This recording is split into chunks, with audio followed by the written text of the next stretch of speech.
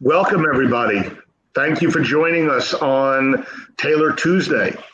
I will tell you that I'm flying solo tonight. My good friend and partner, Dr. Mike King, is having tremendous storms in the East Coast. In fact, our speaker is also experiencing some problems as well. So hopefully we won't have an interruption in the presentation. I hope everybody had an amazing July 4th holiday weekend and that you all enjoyed time with family and had some fun times. And it's really great to be here. I think that it's hard to believe that we started doing this in March of last year, right in the middle of COVID, and we've now transitioned into doing these programs twice a month and try to bring you opportunities to grow and educate both for yourself, your staff, make better decisions for your practice. And we're really pleased with our speaker that we have tonight. We'll talk a little bit about my friend Mike in a few minutes, but I want to tell you a little bit about Taylor.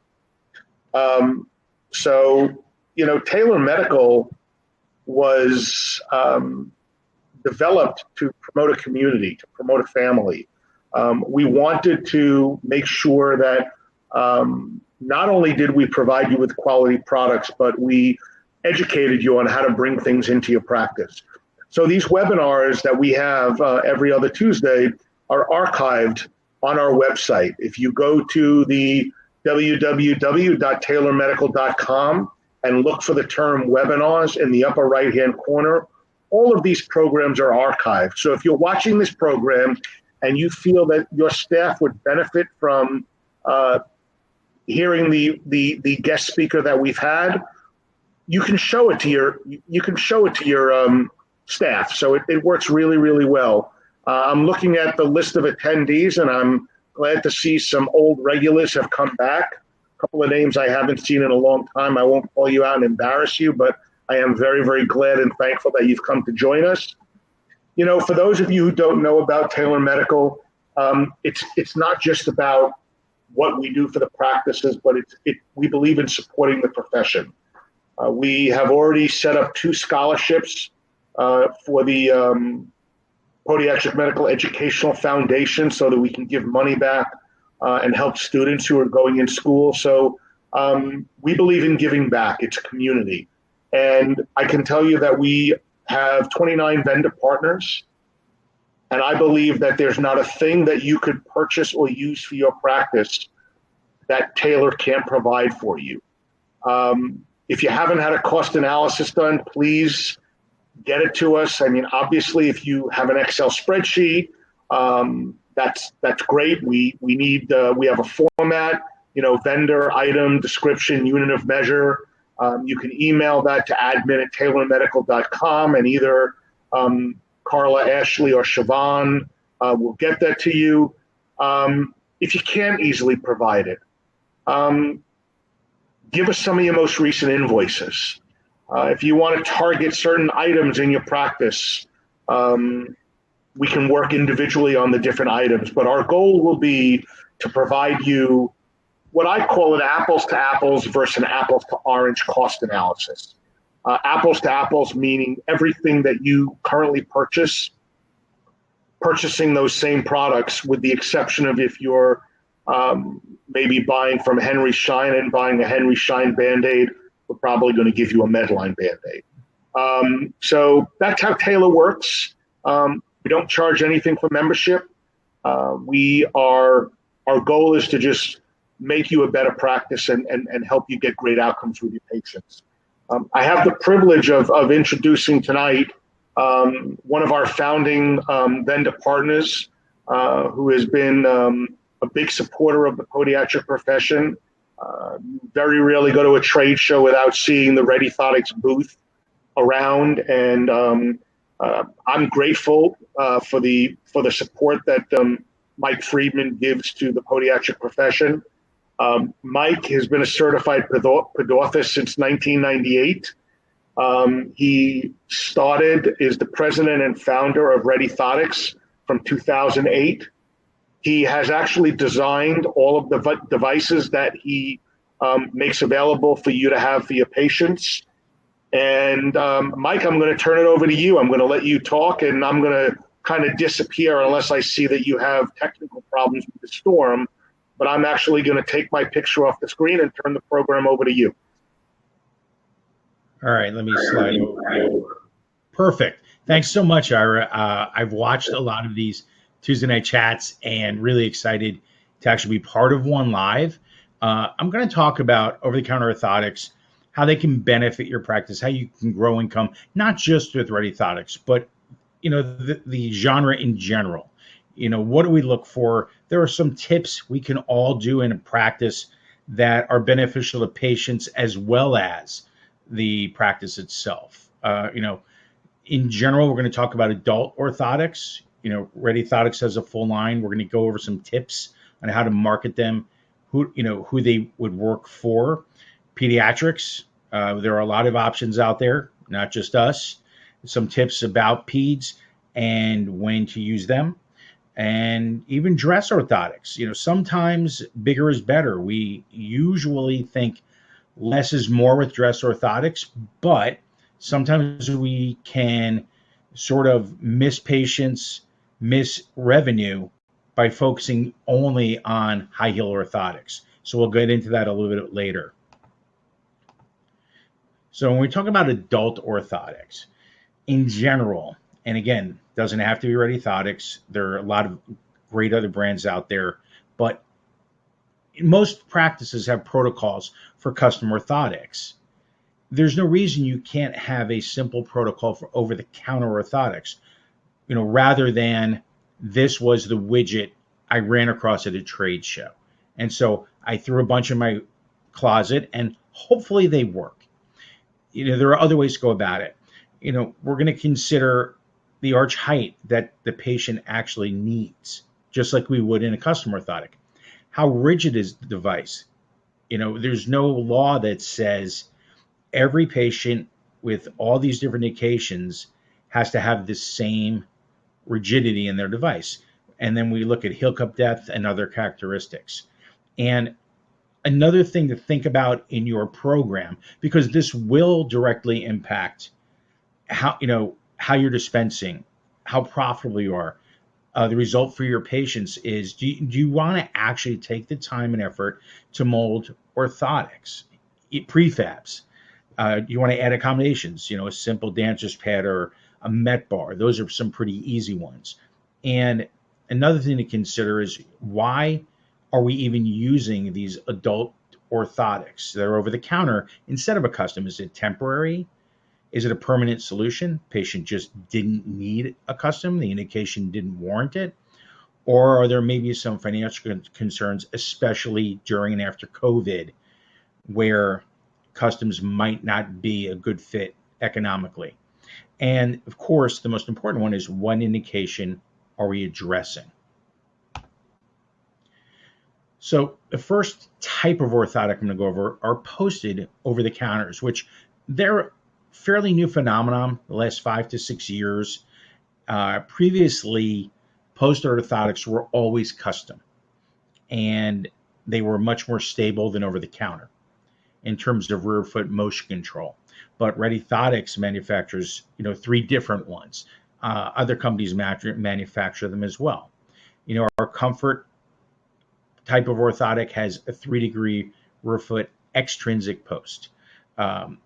We have another one, a heat moldable device, the RT Pro, and that one actually is a moldable device with an extrinsic post. And then we have our Balance, which has an intrinsic rear foot post, also moldable. Now, reality is, it does take probably 15 minutes to mold a pair of over-the-counter orthotics, which it doesn't seem like a lot of time if you've got it. If it's a Friday afternoon and it's 4 o'clock and you're on your last patient and you want to tinker, great, go ahead. I don't know that I would recommend it first thing Monday morning if you've already got if you're 4 patients deep in the waiting room.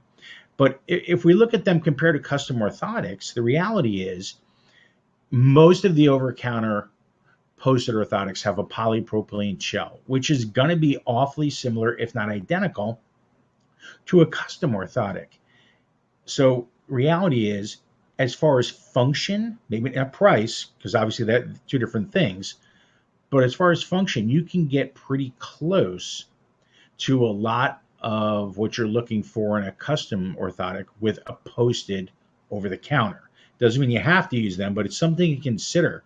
If somebody really needs a posted orthotic, they can get it. I mean, not every manufacturer has them, but they're out there. Now, our comfort line is very similar to a Power Step, to a Superfeet Spenco. There are a lot of sort of middle of the road support orthotics. We just put a little twist on it in that our regular comfort line or comfort orthotic, think Power Step, more supportive, but very similar. Comfort Plus is the same exact device, but if you got a patient with metatarsalgia, it has a built-in met pad. Comfort Posted, we just went over for extra rear-foot motion control. The Comfort 3/4 is a little unique. It's a brand new item, and frankly, we never had this before. I'd always seen the full-length Power Step, the full-length Comfort by us, the full-length Superfeet. And none of the companies made a shorter version of the exact same device. So the same support, the same comfort, it would just be a lot less, volume taken up in a shoe. And so that's why we came out with the Comfort 3/4. The main indications for this type of device, usually pronation, maybe some pes planus. I mean, the reality is they can become a jack of all trades. You can't use them for every indication, but most that are going to come through your door.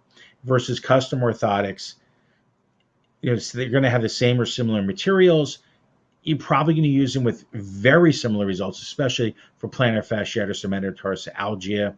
So again, depending on the patient, you might look to maybe get them into two different pairs. In other words, a full length and the 3/4 comfort. Don't be afraid to let them know that, okay, you've got a full length pair and it fits in your athletic shoes.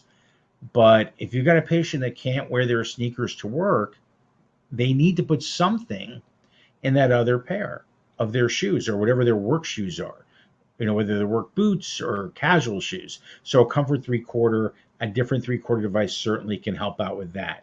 And that's something as ped orthists, we sort of fall prey to this too, where we focus on what the patient is wearing in front of us and not what they might be wearing to work. So really try to kill two birds with one stone rather than having them come back and the patient realizes, wait, this doesn't fit in what I wear most of the time. Get them two different types right at the start. And we're going to talk about accommodating orthotics, which some people don't really think some of these are functional. They are. They do have, there's a place for these. At least the Redi-Thotics brand, they all have a plastic shell now. In our case, these aren't particularly rigid. And we all have patients where they just can't tolerate rigid orthotics. So the Freedom, which is almost flexible, it's got a lot of extra cushioning. In fact, they're great if you need to offload an IPK, if you have rheumatoid arthritis, or you simply just have a patient that doesn't qualify for the diabetic shoe bill, but they need a ton of protection against even stage 1 flare-ups.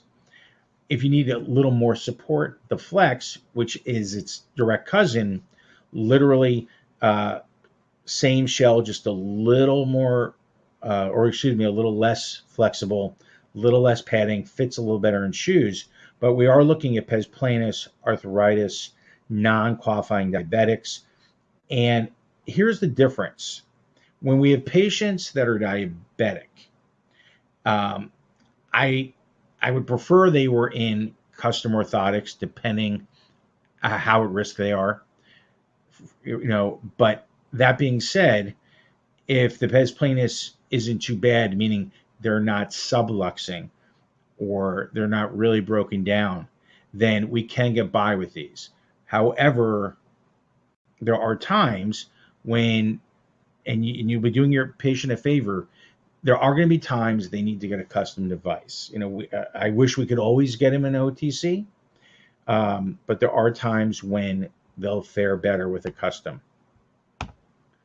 There we go. So we're talking about pes planus and really almost subluxing. We need some support, obviously some comfort. The arch is not going to be as aggressive, going to be less rigid, very, very soft top cover, which is similar to what we have in our OTC. So if it's not to the point where the subluxing, you could get by with something that's a very flexible plastic shell and a lot of top cover material. You just got to make sure that particular device breathes a lot. The more that we can aerate that foot, the less friction there's going to be. The opposite end of the spectrum is aggressive orthotics. There are times when, even though they're over the counter, we really need to start getting aggressive, whether it be the depth of the heel cup, whether it be the arch height, whether it be rigidity. And so an example of this would be what we call our control orthotic. And it is semi-rigid. It is a pretty high. It is a full posterior arch. What I mean by posterior is the arch itself is a short arch. It is posterior to accommodate a cavus foot. It has a heel cutout because obviously when we're dealing with patients with cavus feet, there is a ton of pressure on the heel and across the metatarsals. So obviously when we're dealing with those two indications, we can get by with this. Reality is I'd like to see us use more of a medial flange and incorporate a little more of a rear foot control than we have with this. I have yet to see in over-the-counter orthotic that aces it when it comes to dealing with, a true cavus foot. Mild cavus, I think this works great. I don't know too many other companies that make them because they're expensive to make in terms of over the counter, because we can't use the same materials. We can't use like the great open cell foam you'd see in a Superfeeder or Power Step or most of ours can't really be used here because these patients chew through it. And so we're really doing those folks a disservice if we just give them a posted orthotic that's made from the same materials, as all the other OTCs. So this one can work probably 70% of the time, not all the time, but there are times when, we're doing right by our patients by giving them something that is more aggressive, that doesn't just allow them to become accommodated to it. I'm going to give you a quick example of the extra deep heel cup. You can see it. This was milled directly from cork. Now, cork is very expensive. And so there are patients, frankly, who don't want to purchase something this expensive. So that being said, we would drop back to that control orthotic that I just showed you. Again, we need a wide orthotic, whether it's an OTC or a custom. It's got to have that medial flange. It's going to have a neutral rear foot post to prevent heel eversion. And these are all attributes we've built into one of our orthotics, literally one out of 30. And so just by that means alone, it's tough to find over-the-counter orthotics that really do work well with a true, this says pes planus, it should be pes cavus. They're out of order. The rigid orthotics that we manufacture, that other companies manufacture, sometimes they're actually just as rigid as anything we can make in a custom device. Whether it's our Black Max, which is rigid with a really deep heel cup. I believe it's 22 millimeters at its deepest. It's got an average amount of cushioning. This is definitely more of a function device. The Ultra, which I affectionately call the red brick, not necessarily for the faint of heart or for some elderly patients. It is extremely rigid. It's very thin, doesn't have a ton of padding, but there are patients, especially younger ones, who will really thrive. And I know from experience, even with both my sons, that I was shy, gun shy. I was afraid to put them in something so rigid, even though I knew they had fairly flat feet and they would benefit from it, because everything seemed to hurt their feet. And frankly, when I gave it to my oldest son, and you'll see this in your practice, with any really, really, I mean, really rigid orthotic, if they have a very planus foot, a flexible flat foot, they're going to do really well with this. Like my son loves it. He said, this is the only orthotic I can wear other than his customs. He needs just so much rigidity. He needs to be locked in that rear foot for him to not feel the pain. And every practice has patients like this, yet we always are afraid, and we say, as a blanket statement, all patients can't handle this. It's too rigid. Well, for some patients, that's true. But if you've got some younger athletic or active patients that just have very flat feet, they'll do very well. Young patients can tolerate it. Again, it's going to be used for plantar fasciitis, which is an overuse injury that certainly most patients can overcome that with either of these devices, or a very planus foot. Now, when we compare it to a custom device, usually prefabs are the better option, simply because they can get them right away. They need that support. They have it day one. The support layers are almost always going to be similar materials that we would use in a custom device. Now, obviously, we can't get it right to the millimeter, but we can get pretty close. And what's neat is a patient, leaves the office, and of course they're not better that day, but they've got something in their hands, right? They were treated, which is a lot better than saying, hey, come back in X amount of time, however long your lab takes. And in the meantime, they're no better off. And here's the part that stinks. And I think I cover this this is a good example in dress shoe orthotics.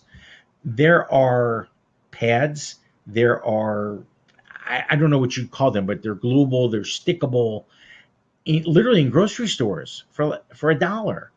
And if we have nothing for them in our office, they may end up buying something at the grocery store. I mean, they're not even going to have to go to a shoe store to find these pads, and they're awful, and they do literally nothing. But if someone is in pain, they need something, right? They know they came to a professional such as yourself, right? Whether it be probably wouldn't go to a pet orthotist, but they would certainly go to a podiatrist. They went to your office because they knew they couldn't fix this on their own, because they probably had tried those pads. But we don't want to send them back there and say, we don't have anything for you because you wear dress shoes. And most of our other patients don't. So, the first question when we're dispensing these things, what's beneficial for the practice and for patients? Why do we need only one device for everybody, right? I mean, certainly not everyone, or none of the practices we deal with, only have patients where they all wear high heels. Obviously, there are males in there that come through that door every day, and we're almost every business misses the boat. And this really is the largest growing purchasing group is men, professional men. They all wear loafers. Some loafers are comfy, some are awful. Gosh, I haven't worn Bostonians in so long just because they're not particularly comfortable to me. But I have to have an orthotic in there if I'm going to at least attempt it.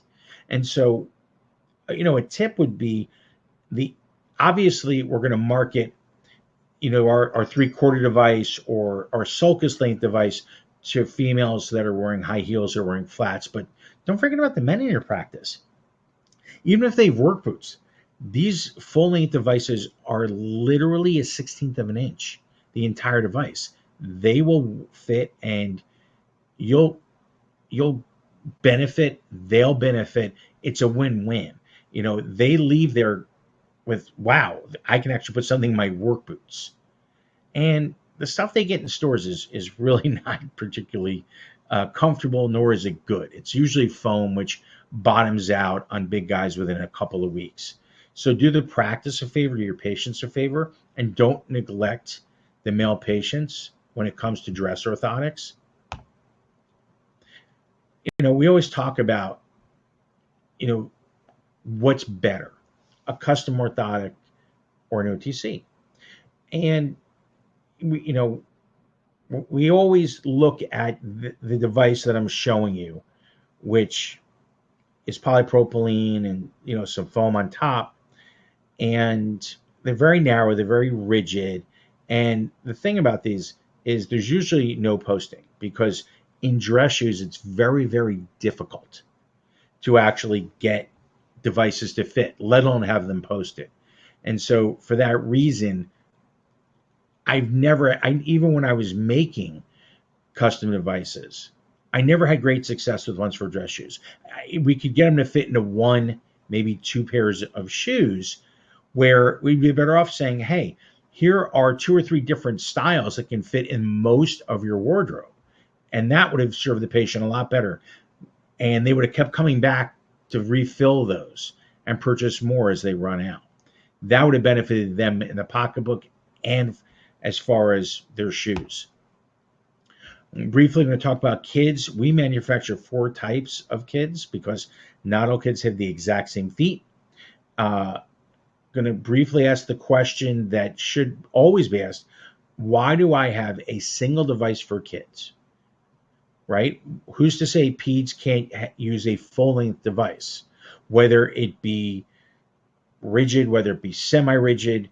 Obviously, there are examples such as number 1 and number 3 here of very rigid 3/4 length mini UCBLs. But what about something for their cleats? Maybe to just offload a rear foot apophysitis, or if we could make a mini UCBL that was full length, and that way it didn't slide or piston in his shoe. Patients love these things. Parents especially love these options. So look for things that are a little outside the box, because materials change every day. So do designs on orthotics. A quick example of a custom pediatric. This one happened to have a little bit of a post. Again, polypropylene, deep heel cup, very high flanges. Usually they're posted for peds, but they don't have to be. The reality is the over-the-counter are so close to what we can offer as far as custom, and every month it seems like I figure out a new coverage that isn't covering pediatric custom orthotics anymore. This is not a new phenomenon, and this is a great way to get kids in orthotics who need it at an affordable price. If they can get 2 pair of these, and then in 6 months they just, they outgrow them, they'll buy 2 more. Parents can wrap their heads around this concept, where buying 2 pairs of custom orthotics, if they're not covered, some parents will do it, some just can't, especially after COVID. So this is a great option to have the availability. Go pick more than one kid's orthotic. I'm not saying you have to stock zillions of these things, but at least have access to them. So have a plan. So when kids come through the door, you can show them this is what we have for you. Some real quick fixes. Met pads. I never liked barge cement. Personally, smells okay, very messy. So use peel and stick ones. That's all we use at Redi-Thotics. Peel and stick roof posts, again, less is more. If you don't have to stick things on and you can just peel and stick, that's even better. We do offer stability plates, which are really used for functional hallux limitus. The great thing about stability plates is there's no right and left. They literally are just flat, and they go under the orthotic. And then we also offer 2 densities of polypropylene shells, which if you have patients that are really tight on funds or their shoes are really tight, that's a nice option to have. It's a nice accessory. They're not necessarily aesthetically pleasing, but they do the job. So don't be afraid to sometimes to say, hey, this is all that's going to fit in your shoe. They're going to appreciate that. When we talk about developing in an office program and being more profitable and benefiting patients, patients have to know what you have. The old model of having the orthotics in a closet is a really tough one to benefit from now for patients because everything's so visual now. They see things online, they see things in stores, and everything is about merchandising and showing them the products you carry. So whether it's a full display that holds 100 something pairs or a small countertop that holds a dozen or so, it's okay to let them know, hey, these are here to benefit you. I mean, don't be shy. It doesn't take away or deter from any of the professional services you're offering. When we dispense over-the-counter orthotics, that we're protecting patients as well as our practice. And how we're protecting the practice, I alluded to this earlier, and I've seen people go to literally the grocery store, and there's a section for foot care, and they're just terrible felt pads, or I couldn't even tell you what brand they are, and they're probably $5 to $10, and they're going to buy those, and we all know they are not going to benefit those patients whatsoever, but we do know they're going to wear out in 2 to 3 weeks, and that's what those companies count on. And the reality is the patients don't get better, and they keep going back because if their podiatrist doesn't have a quick economical solution, then that's all they've got. And the reality is, the bottom line to the practice is you should be turning, a real profit, 300 to 400%. I wish my portfolio did that. We increase patient retention, right? If someone leaves and they have something that we gave them, and they get better, maybe not all the way, but they're 80%, 85% better, they're going to come back. But if we don't give them something and they go to a store and they get maybe 20% better, who's to say they don't go back to the store and figure out a way to live with it? Let's offer products that aren't in retail stores, right? Because, if they come into the office and they see a Redi-Thotic or a Power Step or a Super Feet, they're going to price it. They're going to go to Dick's Sporting Goods or who is ever in their neck of the woods, and they're going to compare the sticker price. And the neat thing about our products versus anything in a store or maybe even some of our competitors is they really are risk free because we're only dealing with medical professionals, 98% podiatrists, and the other 2 are orthopedists. So the reality is we have a lot of different products because your patient mix is going to change over time. And so, you may meet us at a trade show, you may see us in a webinar, an ad, and you try a few pairs and you love them, and then you buy a lot more. And one of those 3 styles you love personally because you or your wife or the girl behind the front desk says, these are great, I can't live without them. But the patients maybe say, we need something else. You can always swap those out.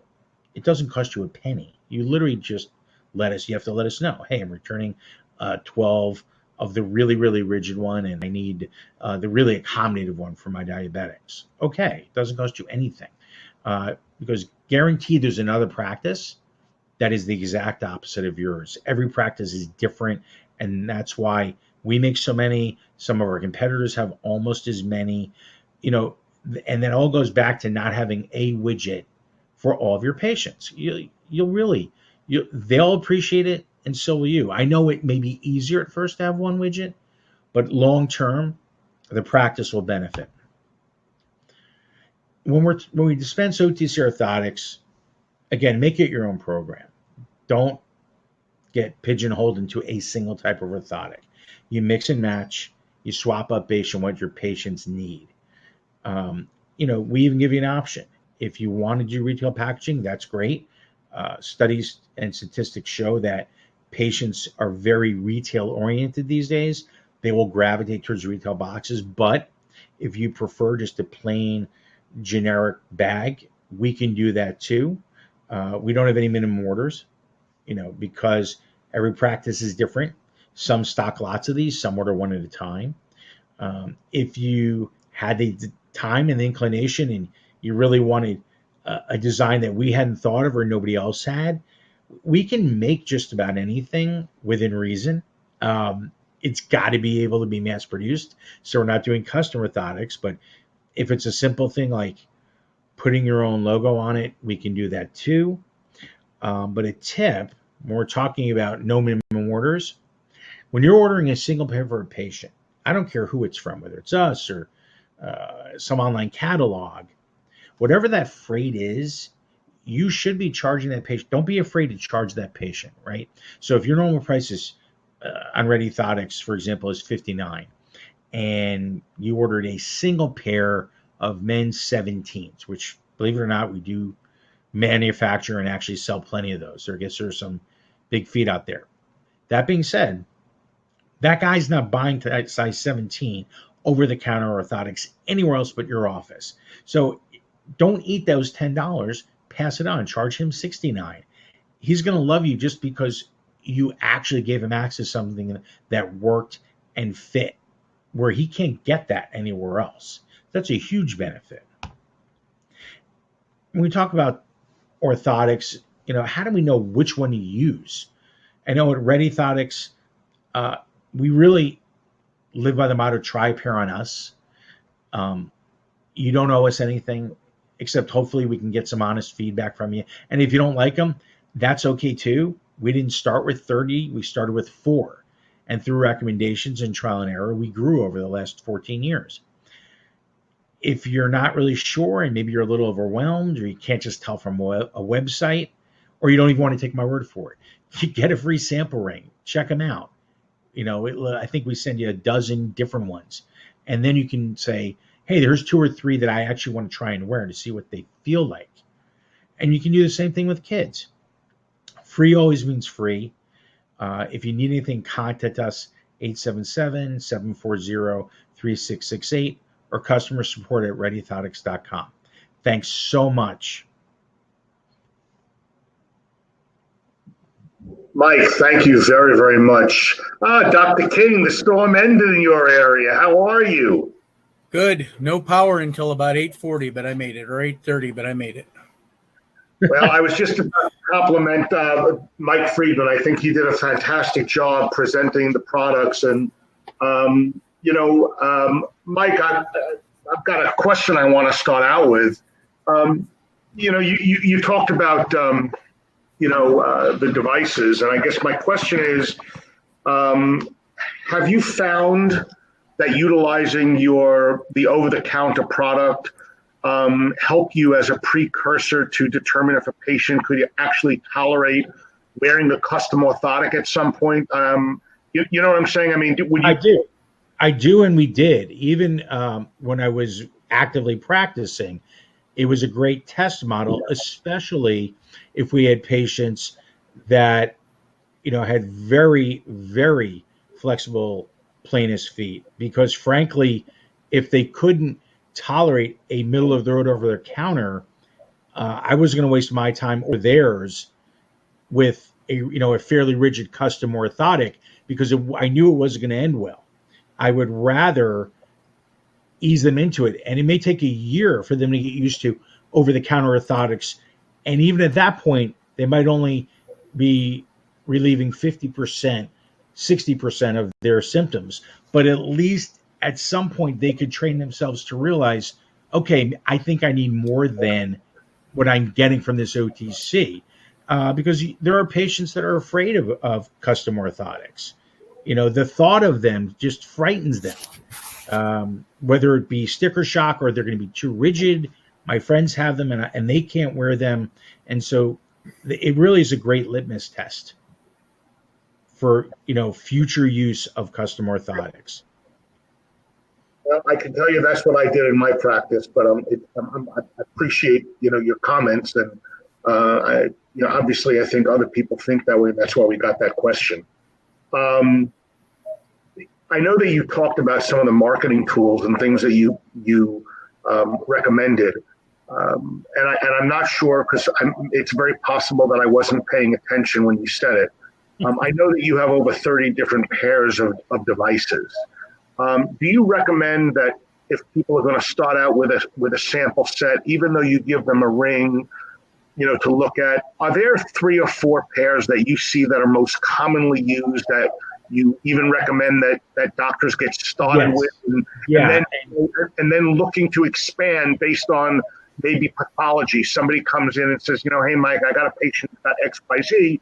You may suggest something different, but is there something that you recommend as a starter set when people are looking to bring this into their practice? Yeah, we do have a starter kit, and it literally has 3 styles, 6 pairs of each, 1 of each size.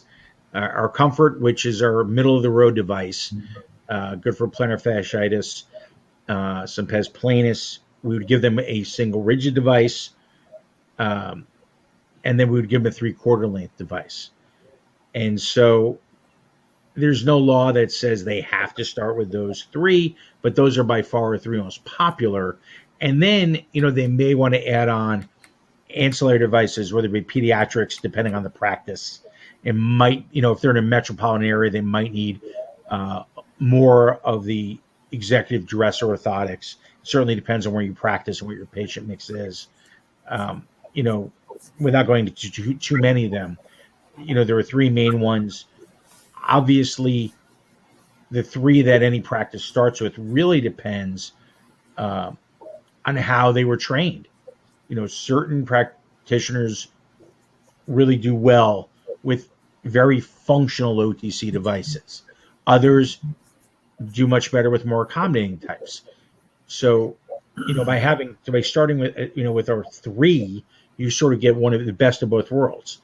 And that plays into what I spoke about before. When any practice is dispensing, you need the ability to tailor your inventory to what your patients need, and that can change over time. Patients age, they move in and out of an area, and so what you start with today, the 3 styles you have today, may be entirely different in 5-6 years, depending on your patient mix. And that's why we give a sampler to start, that sampler starter of 18 pairs. Because we know there's a good chance one of those 3 is going to be a home run. One's going to be a double or triple, and one might only be a single, and that's okay. So, Michael, you mentioned about the labeling. I think that's an important thing to talk about because we hear from a lot of people now, Amazon, Alibaba, you name it. They're trying to knock off your great quality products, and I'm sure it's a battle that you have. But so the doctors have the battle, obviously, with the patients. So, could you talk a little bit about the labeling and what the benefits might be of that, besides just the internal marketing? Well, it's not just internal marketing, Mike. A big advantage there is, I think there's some intrinsic value from a patient that has the label of the practice you went to, and I remember when I was younger and I would see that, I would always think, wow, this doctor really must be great. I mean, they've got their own line of products, so they must be better than the stuff that's in the store. They have to be. And to your point, the marketing of it is fantastic because it's really irrelevant what that product looks like at a certain point, or the color scheme, I should say, because it doesn't exist anywhere else. That's the beauty of it. And that's something we never got asked about, to be honest, until I'd say the last 5-6 years. First 10 years we were around, no one even brought up that subject. And I think, even before COVID, practices were getting squeezed by insurances and other outside economic factors. And this really is a great way to protect the practice profit. And you're still giving the same great products to your patients. Mike, Um, I think that was a great comment. I guess one of the things I would like to ask you is, Taylor Medical, as we indicated, it was developed to try and bring quality products to the hands of the providers. I know that there are some advantages to being a Taylor member, and I was wondering, if you could share some of the benefits that Redi-Thotics provides to our members who decide to utilize Redi-Thotics in their practice. Sure. There are a couple of advantages that aren't available to those that are non-Taylor. First and foremost is the acquisition price of the practice. It's really not close. We're talking, it's over a third discount, literally. I mean, even our show price is probably still 10% higher, like our quote unquote show special. The reality is, all these other companies have them too, but the Taylor price is 10% below that. So other than the U.S. government, that is our lowest price, literally. And so that's a benefit. But the fact that, working with Taylor as a vendor, because of the volume, it allows us to do, these trade outs wherever, whenever, at no cost to the practice, because of the volume of business and the amount of practices they are able to utilize our products. The volume allows us to, give back, so to speak, in, someone who's not Taylor and 2 years down the road says, hey, I need to return some product. There's going to be a restocking fee to them. There isn't if you're Taylor. So there are some very definite economic advantages to being part of Taylor and using Redi-Thotics versus not being a member. I was going to tell you, don't you also offer, if a practice is using products from another company, don't you do a buyback or replace them with Redi-Thotics? Was that part? I'm not sure. I don't want to say. Yeah, we do. We actually do. We do that. You want to call it a swap out or a buyback, because the worst thing as a business owner you can do is really have money sitting on a shelf. And if there's a practice that bought some product that perhaps they don't care for anymore, or they don't know why they really bought it in the first place, or it just doesn't do what they thought it would, rather than throwing that away, they could at least take those, swap them for brand new Redi-Thotics, and they can choose whatever style. It really doesn't matter to us. If you're sending us full-length orthotics, we will send you brand new Redi-Thotics back. But at least you had a product that you felt that was new, that you really had the option as to, what is this made of? What's the purpose of this device? Rather than, I got them 10 years ago to show and I never got around to using them. It doesn't matter how old they are. So, Michael, when your sales team goes in, say we have a newer practitioner, they're a Taylor member, we'll just say that too, but does your sales team help them figure out what they should carry? I think you made a great point, is that you don't have to have 300 pairs of everything. You need to have what's appropriate on your shelf. And is your sales team prepared to help some providers so they could get the product rolling in the office? Yeah, I think that's our biggest strength, Mike. Our biggest strength is having our feet on the street, so to speak. We have over a dozen sales reps that work for Redi-Thotics, and they do go into individual offices. And, they have, their own supply of samples. And I've had reps go into an office at 4:40 on a Friday because, for example, somebody forgot to order a pair for a single patient coming in. And obviously there's no way we can ship it from Connecticut to, this case was Texas, the same day. There's just no way. But Bill, who's our Texas rep, said, look, I'll just drop one off. I have that size in that style. So yeah, there are benefits not only to helping them decipher and pick out which couple really work for the practice, but they really can be an asset to that practice. Whether it's inventory management, whether it's just giving some advice like, hey, you've got some stuff that's not moving. maybe we should swap that out. Because, out of sight, out of mind, Mike. No, absolutely. You guys get busy. No, and I love that idea. I mean, you have the experts in the field that are helping to get people comfortable, especially, as Ira said, I was in an indigent area, Michael, you described it very well, and my patients couldn't buy custom orthotics. So I had to live and die by OTC devices, as did they. But but you learned a whole new version of practice management in that approach. And those who have the money and want to get custom to go there, okay, fine, that's fine. But the majority of my patients use devices like this, especially when I was in Georgia, and they did great.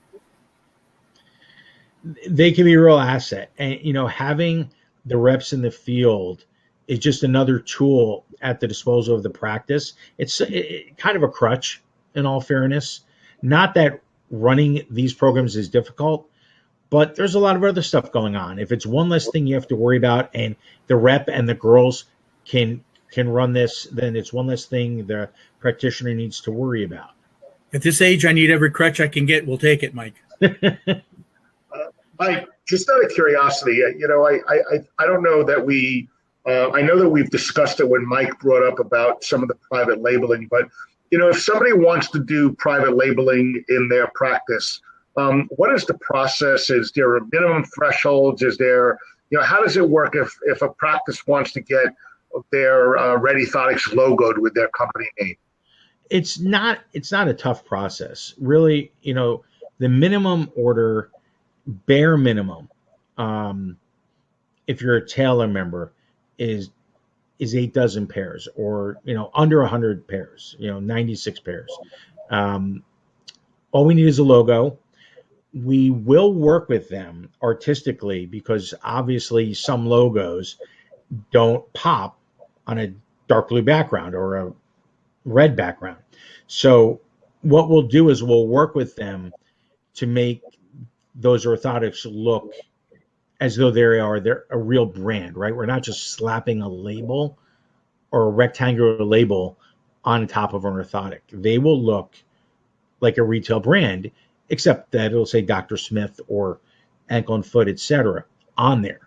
And I think that's a big deal, because sometimes patients are so visual that I've seen them turn away orthotics because they simply didn't look good, which is crazy to me.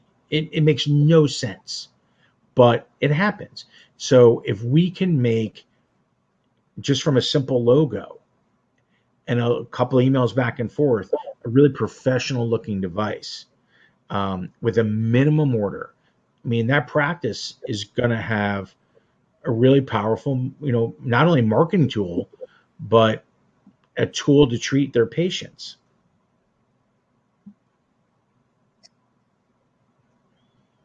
I hope I answered your question. No, you did. You did a very good job answering the question. I think you're on mute. Yeah, sorry. I just wanted to remind everybody about the free sample ring. You should definitely check that out, especially for Taylor members. And Michael's group is great at that. And you really need to get your hands on these things and play with them a little bit. They're pretty awesome. And I will also tell you that the fact that you can get a pair to try, look, the reality is if the product, if you don't believe in any product, it's going to be very hard for you to market those products to your patients. So, and I think it speaks volumes for Redi-Thotics, the fact that they're willing to do swap outs with your existing inventory, because I think they believe so much in their product. And I can tell you that when I was seeing patients in my practice, Redi-Thotics was definitely devices that I used. I will tell you that I was one of those doctors that didn't understand which models to use, and Mike's team worked with me about, getting the right sizes and getting the right style and making sure that I had something for the majority of the type of patients that I saw. I think that, it's well worth it. And Mike, we at Taylor really appreciate the partnership that you've had with us. So it was our pleasure. It's been great. It's been a great, I think, 4.5 years. So yep. Looking for many more. Well, Mike, do you have any more questions that you want to say? Just a reminder that talk to Michael's team about the samples. And Michael, I'm pretty sure you'll be in Denver, right? So everybody who's will be there. attending I will be there. APMA should stop by and meet Michael personally if you don't know him already. Yep. Yeah, we will be there. Well, live. Good. So, I'm gonna close everything out, Mike. I'm gonna tell you that myself and the team at Taylor greatly appreciate the relationship that we've had. You've always been available. I think that people don't take advantage of the fact that as a certified pedorthist, they can even call you and ask you questions about what is the right type of device for a patient. It's not just a matter of putting something in their shoes, and that we've tried to make things beneficial and show that Taylor it's more value, not just financially, but having the services and the things that you're able to provide. So we are very, very thankful. I think that we'd like to see you back here again. You just get with Siobhan, and you've been, again, really, really great to work with. Your presentation for me was exceptional. And I hope that everybody joins us next week as we have Hilltop talking to us about CBD derived for healthcare. One of the business development partners for the company will be there. And we're really, really looking forward to it. And again, I want to just thank everybody for joining us. If you haven't taken advantage of getting a free cost analysis, please take the time to do it. Get a cost analysis done. No wasted time. Worst case scenario, you don't like the results. Mike and both Mikes, Michael and Mike, I'm glad that you guys survived with the bad weather that you're having in your area. I'm actually doing this call from Newport Beach, California, and it's not my home, but it's beautiful weather here. Not as nice as Montana, but I'll take it. And I just hope that you guys all stay safe. And Mike Friedman, I look forward to seeing you in Denver.